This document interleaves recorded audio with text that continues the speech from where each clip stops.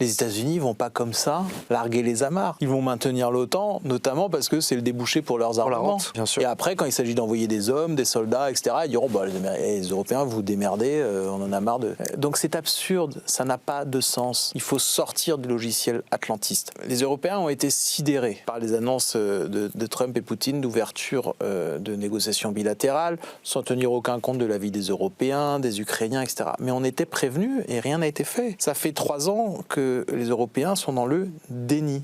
Rien n'a été fait pour que des négociations puissent être entamées avant sur d'autres bases. On a continué pendant 3 ans à expliquer que la Russie allait s'effondrer militairement et économiquement. Ça n'est pas arrivé. On a continué pendant 3 ans, alors même Washington sous Biden, il n'y a pas besoin d'attendre Trump. Même sous Biden, Washington avait mis un veto à l'entrée de l'Ukraine dans l'OTAN. C'est juste que le veto de Biden était beaucoup plus discret que les envolées de Trump. Mais l'Europe a continué à s'accrocher à ces objectifs-là, à dire qu'il fallait que l'Ukraine rentre dans l'OTAN. Et elle s'est enfermée dans le déni sur la réalité du rapport de force. Donc au lieu, je dis pas que c'était facile, je dis pas il y a qu'à Faucon, on n'a même pas essayé. Moi, l'an dernier, j'ai eu l'honneur de défendre les positions de la France Insoumise lors du seul débat qu'il y a eu sur la guerre en Ukraine, un débat 51, et où je disais à l'époque, il est urgent de réaliser, de prendre conscience qu'il n'y a pas d'issue militaire acceptable à ce conflit.